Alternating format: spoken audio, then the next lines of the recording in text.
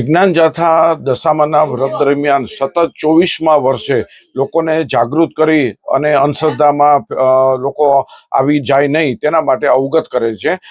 દશામાનો 10 દિવસનો વ્રત દરમિયાન ભૂઈમાં છે, ચમત્કારો કરી મૂર્તિમાં દૂધ પીવે છે, ફળ ફ્રૂટની અંદર માતાજી દેખાય છે, તેના લગે લોકોને એકઠા કરીને એક રીતે નાણાંનો એકઠા કરે છે. બીજું પત્રિકા વિતરણ કરી માતાજીનો ભય ખોફ બતાવી અને લોકોની પાસે બાધા ટેક રખાવી જમણવાર કરાવે છે. એવા અને કોલાહલ કરે ઉન્માદ કરતા જોવા મળે છે. પરિવારના સભ્યો અને અડોસ પડોશ પણ એનાથી ત્રાસી જાય છે અને વિજ્ઞાન જાથાને માહિતી કરે છે. ગઈકાલે ચમત્કારની ઘટના, દૂધ પીવાની ઘટના હતી, તે વિજ્ઞાન જાથાના માત્ર ને માત્ર ખાલી કાર્યકરને મોકલતા બંધ કરવી પડી અને માફી માગી લીધી હતી.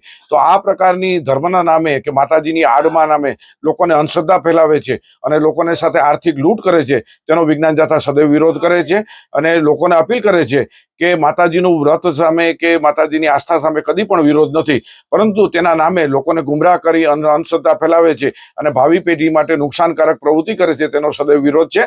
અને વિજ્ઞાન જાથાએ આ ઝુંબેશના ભાગરૂપે 10 દિવસના જિલ્લાવાર કાર્યક્રમો રાખ્યા છે અને કોઈ પણ વ્યક્તિ છે અને આવી દશામાના નામે લૂંટ કરતા હોય કે અંધશ્રદ્ધા ફેલાવે તો વિજ્ઞાન જાથાને માહિતી પહોંચાડવા અપીલ કરવામાં આવે છે.